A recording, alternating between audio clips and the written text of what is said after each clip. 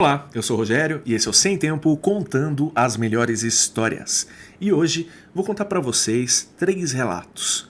Relatos assim bem interessantes, bem intrigantes, de um senhor que trabalhou comigo, que eu conheci ele ali quando eu tinha 18, 19 anos, onde eu passei por uma fase que eu já vou explicar para vocês. E aí eu trabalhava, fazia bicos, né? Trabalhava um pouquinho ali, um pouquinho aqui, e esse senhor me ajudou durante muito tempo, e ele contou histórias assim sinistras que ele passou com o avô dele na infância.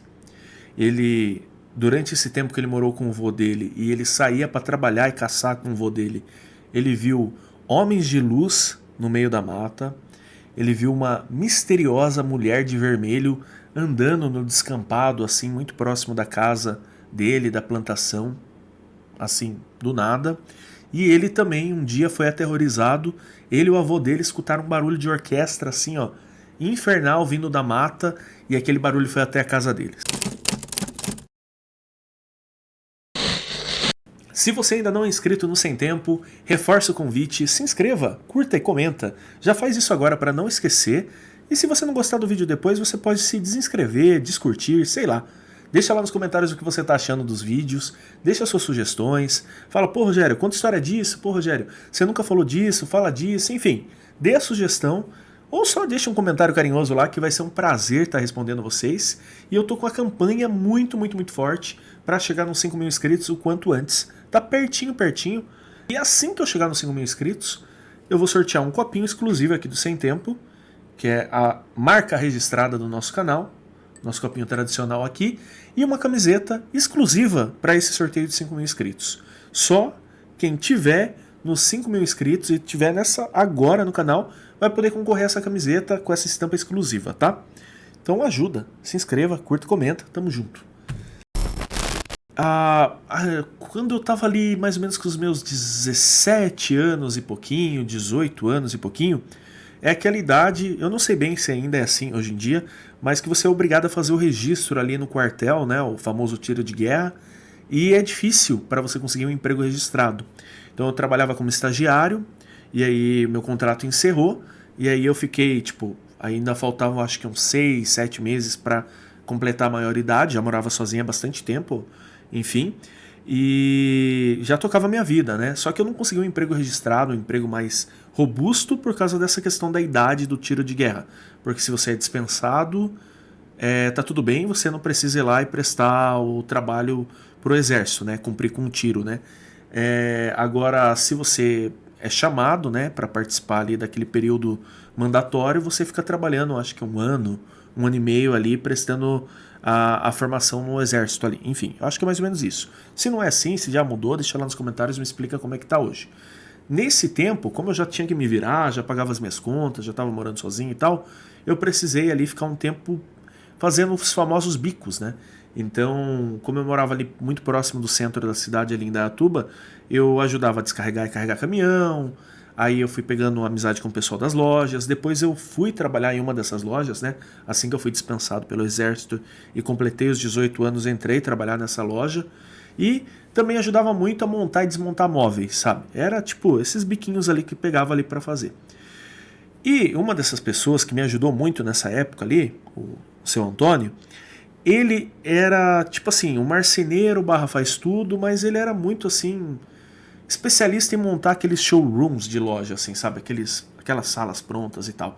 E eu ajudei ele bastante tempo, né? E aí sempre rolava essas histórias do interior, né? E ele era do interior da Bahia e tinha morado no interior de Minas também. Só não vou me recordar em quais cidades ele morou. Mas hoje eu vou trazer para vocês os relatos que ele me contou naquela época. Contava muita história, sabe? Ele contava, era uma pessoa muito do bem. Hoje que Deus o tenha, infelizmente ele faleceu em decorrência de uma doença há algum tempo atrás. Mas enfim, era uma pessoa muito do bem e me contava essas histórias interessantes. Pelo que ele me falou, e eu me recordo, quando ele era ainda bem novo, a família dele era a mãe dele, ele, que era o mais velho, tinha uns 8, 9 anos de idade quando o pai dele veio a falecer, e as 2 irmãs mais novas, uma de 5 na época e a outra de 2 aninhos, alguma coisa assim. E o pai dele faleceu em decorrência de um acidente ali, algo meio que do nada, aconteceu algo assim, o pai dele faleceu. E aí quem sustentava a casa, quem cuidava da família era o pai. A mãe na época não trabalhava. Ele falou que depois disso a mãe dele passou a ser cozinheira, ajudar em alguns lugares e tudo mais. Mas era uma estrutura familiar muito humilde, muito simples, muito precária. E a mãe dele precisou ir morar com os avós dele, né, com os pais dela, com a avó e o avô dele, enfim. Quando eles foram morar juntos, o avô precisou pegar mais trabalhos para dar conta de ajudar ali a sustentar a família naquele momento. Um desses trabalhos era tomar conta de uma fazenda em alguns determinados momentos.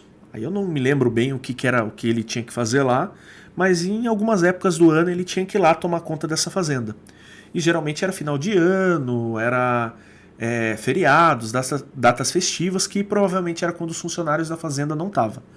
E aí o avô dele pegava ele e levava ele para trabalhar junto, né? Porque nessa altura do campeonato ele também já estava com seus 10 anos, enfim, já estava um pouquinho mais velho e ajudava o avô dele ali.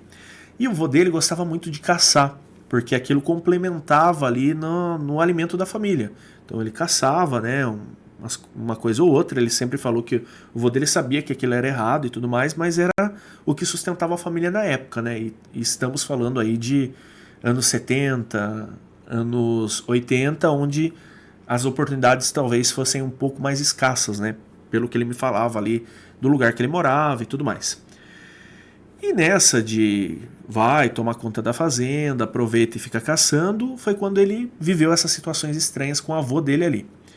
Aí ele falou que eles chegavam na fazenda, aí o avô dele ia falar fazer os afazeres, ele ajudava com o que ele podia ali, que era tratar dos bichos, ligar e desligar a bomba de água, essas coisinhas de sítio mesmo assim. E aí, conforme a noite ia caindo e tudo mais, às vezes o vô dele optava por sair para caçar, ou às vezes nem fazia nada, só tomava conta da fazenda mesmo. Mas, em uma dessas vezes que eles saíram para caçar, ele e o avô dele estavam ali no meio da mata, explorando e tudo mais, e era aquela mata densa mesmo, assim, pouco explorada, enfim, que tinha tudo quanto era tipo de bicho. Então o vô dele falava, anda colado em mim e toma cuidado com tudo que você vê, tudo que você pisa, e qualquer coisa você me fala. E eles lá no meio da mata, lá, caçando, né? Em um determinado momento, ele estranhou que tudo ficou muito quieto, sabe? Que os passarinhos ali que estavam fazendo barulho ficaram quietos, grilo ficou quieto e tudo mais. E ele falou pro vô dele, né? Ele puxou o vô dele pela manga da camisa e falou, vô, é normal a mata tá tão quieta assim? E aí foi quando o vô dele teve esse estralo e falou, sabe, também pensou, falou, poxa, não é normal não, filho, vamos esperar aqui. Aí o vô dele pegou ele, eles subiram numa árvore, segundo ele, e eles ficaram quietos ali, tentando entender o que estava acontecendo. Porque era uma situação muito, tipo, estranha, né? Todo aquele silêncio na mata, né? E aí foi quando ele e o avô dele viram de longe duas luzes andando juntas assim, como se estivessem fazendo um zigue-zague entre a mata, né? E eles ficaram olhando de longe, o vô dele tranquilizando ele, falando, não, fica tranquilo, tá tudo bem, está armado, não vai acontecer nada. Enfim, e se for coisa de outro mundo, a gente é pessoa do bem, não vai acontecer nada com a gente. E aquelas luzes foram se aproximando, até que chegaram numa distância razoável deles e passaram por eles. E aí foi quando ele falou que, para ele, pro avô dele, nitidamente, eram como se fossem homens. Só que assim, não dava para ver a face, não dava para ver direito o corpo, nem nada, mas andavam, sabe, num passo bem lento assim, entre a folhagem, entre a mata, e eram de luz. Eram como se fossem uns espectros que brilhavam muito. Ele até brincou que parecia coisa de filme que ele só foi ver muitos anos depois. E aquilo ali passou por eles e foi embora. E depois que aquelas luzes passaram, o barulho da mata voltou. E aí ele perguntou pro vô dele o que era aquilo. O vô dele falou, filho, eu não sei, mas não é do nosso mundo. E aí o vô dele já pegou ele e falou, ó, hoje melhor a gente ficar quietinho, vamos voltar lá pra casa e vamos ficar tranquilo. Aí eles voltaram pra casa que o vô dele ficava quando estava tomando conta da fazenda, e eles ficaram quietos. Essa foi a primeira experiência misteriosa que ele passou. Depois disso, alguns meses pra frente e tudo mais, ele e o vô dele contaram essa história para todo mundo, o pessoal deu risada, falou que o vô dele tinha tomado uma cachaça e que ele tinha se impressionado com aquilo, mas enfim, Foi uma situação que eles nunca entenderam e nunca ninguém acreditou neles. Depois disso e tal, em outro momento, eles estavam ali sentados na frente dessa casinha, quando os cachorros começaram a latir. E também já à noite, tudo assim, já aquela fazenda inteira vazia e tudo mais. O vô dele se preocupou, foi lá, pegou a arma e falou: filho, vamos. E pegou ele e foram andar pelo mato para ver por que os cachorros estavam latindo, incomodados, correndo de um lado para o outro, sabe? Eles iam até a estrada e voltavam, enfim. E aí, pelo que ele explicou, essa casa era uma casa que ela era como se fosse uma casa de caseiro, só que ela era usada mesmo como dormitório, e o pessoal guardava as ferramentas, guardava as coisas ali, e ela ficava muito próximo da porteira, no caminho que ia para sede da fazenda, né? E eles pegaram, não foram pela estradinha, ele falou que o vô dele era um homem bem assim, aqueles matuto bem que tem receio de tudo.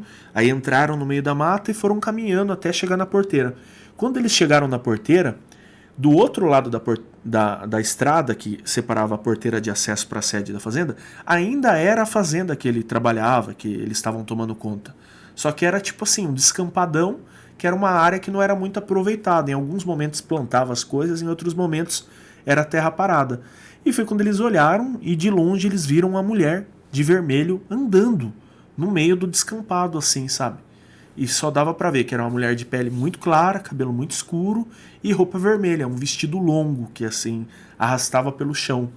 Aí o vô dele falou: poxa, isso tá muito estranho, o que é essa mulher?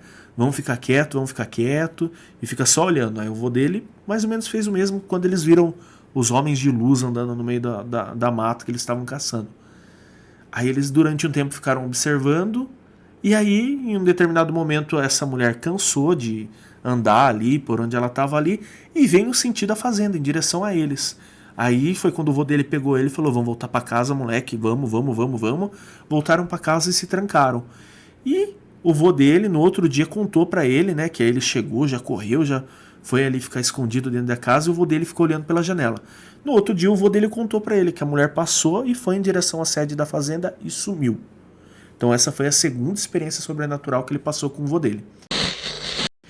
E por fim, a mais aterrorizante, que foi a única vez que ele falou que ele sentiu que poderia ter dado uma merda, né, que poderia ter acontecido algo ruim, foi em outra situação que eles estavam caçando, que aí ele já era bem mais velho, segundo ele, aí ele já caçava com o vô dele, já ia pra mata também armado, enfim, já era outra situação, ele já era um adolescente, e ele com o vô dele ali andando durante a noite na mata pra achar um animal ali, alguma coisa que seja ali, enfim, eles começaram a escutar barulho, mas era barulho como se fosse algum bicho grande andando pela mata.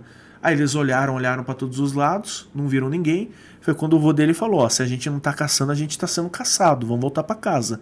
Aí o vô dele, ele sempre falando que o vô dele era um matuto muito inteligente, muito esperto para essas coisas do campo, já os dois já se juntaram e foram para casa. E aí chegando na casa, tudo bem, o vô dele passou um café para ele, eles começaram a conversar, a falar das coisas da vida e tal. Ele perguntou pro vô dele o que o vô dele achou que era, ele falou: algum bicho grande, alguma onça, alguma coisa do tipo. E foi quando eles começaram a escutar um barulho de orquestra, segundo ele, fanfarra, algo batendo como se fosse tambor e apito, vindo do meio do mato. E aí eles saíram para olhar, o vô dele bateu com a lanterna e tudo e não viu nada. Aí nessa altura do campeonato, já tinha passado bastante tempo, a fazenda já estava mais estruturada, ele pegou um radinho amador e chamou um vigia de outra fazenda e falou: ô, você está escutando algum barulho aí? Aí o vigia da outra fazenda falou para ele que não. Aí eles falaram: então é aqui mesmo. Desligaram e ficaram olhando. Na cabeça do vô dele, ele falou: pô, é rapaziada da cidade que tá vindo aí aprontar aí pro meio da mata e tá fazendo bagunça. Mas vão ficar esperto. Apagaram as luzes da casa, trancaram tudo e ficaram lá. E o barulho cessou num determinado momento da noite. Aí eles foram dormir e quando foi 3 horas da manhã eles acordaram com o barulho assim, a milhão, como se estivesse na porta de casa.